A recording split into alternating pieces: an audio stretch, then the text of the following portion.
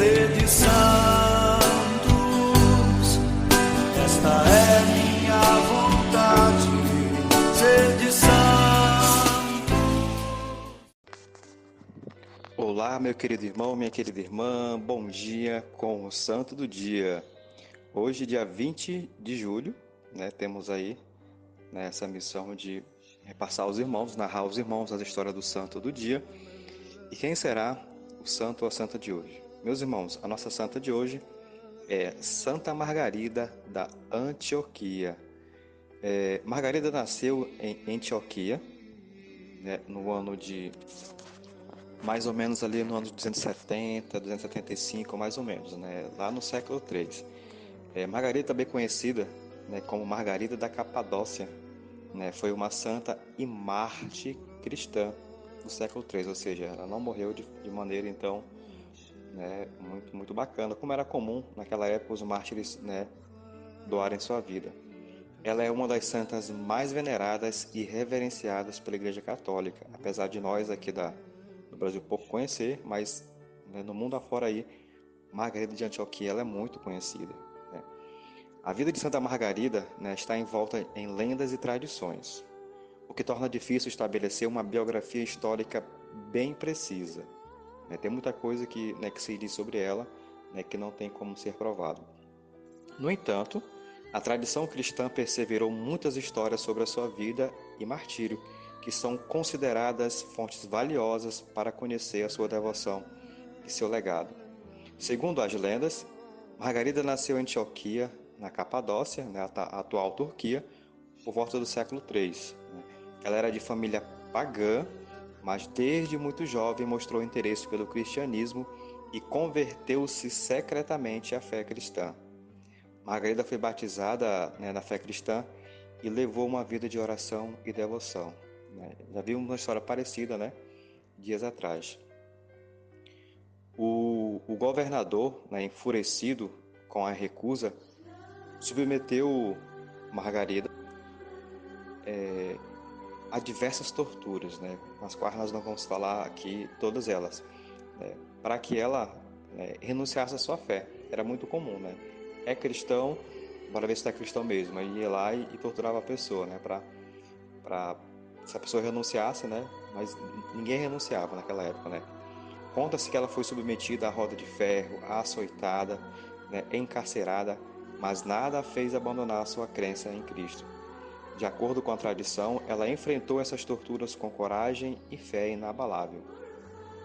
Durante o encarceramento, Margarida alegadamente teve uma série de visões e milagres que a fortaleceram na fé e determinação. Isso é muito comum para o santo que vive uma vida de oração, as visões. Disse que, mesmo nas circunstâncias mais adversas, ela manteve confiança em Deus e rezou fervorosamente. Finalmente, Santa Margarida foi condenada à morte por decapitação por volta do ano de 304, durante as perseguições aos cristãos sob o imperador Diocleciano. No momento da sua execução, segundo as lendas, um anjo apareceu para consolá-la e ela aceitou seu martírio com serenidade e paz, mantendo-se fiel à sua fé até o último suspiro.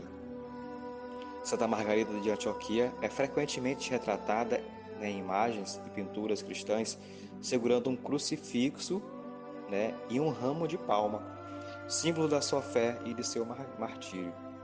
Ela é considerada a padroeira de várias profissões e grupos, incluindo parteiras, donas de casa, agricultores e até mesmo os presidiários. Como ela foi encarcerada, sofreu muita tortura, ela é padroeira então dos encarcerados, dos presidiários.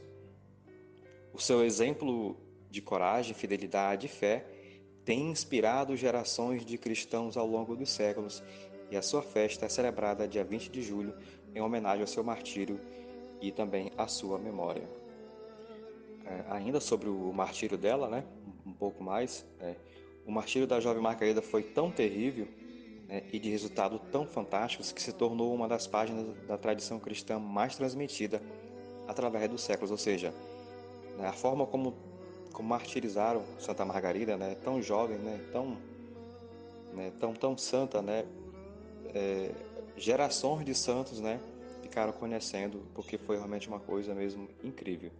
Justamente por ter sido tão cruel, o povo apegou-se de tal forma ao sofrimento da jovem, que a sua narrativa acrescentaram-se fatos lendários, como eu falei no início, né? O certo foi que primeiro ela foi levada à presença do juiz e prefeito, e diante dele negou-se a abandonar a fé cristã. Foram horas de pressão e tortura psicológica que, por fim, viraram tortura física. Margarida foi açoitada, como falei, e depois teve o corpo colocado sobre uma trave e rasgado com gancho de ferro. Coisa horrível, né, gente? Dizem que a população e até mesmo os carrascos protestaram contra a pena, né, decretada dessa jovem. No dia seguinte, ela apareceu, né, sem o menor sinal de sofrimento na frente do governante, que, irado com o estranho fato, determinou que ela fosse assada viva sobre chapas quentes. Novamente, a comoção, né, tomou conta de todos, pois nem assim a jovem morria ou demonstrava sofrer. Pra vocês terem uma ideia, até os carrascos, né, as pessoas que executam ali, né, as torturas, eles estavam satisfeitos porque é muita maldade mesmo. Diz a tradição, como eu falei agora há pouco, né, que Margarida foi visitada, né, por um anjo, né, e também, né, por Satanás em forma de um dragão que a tentou engolir.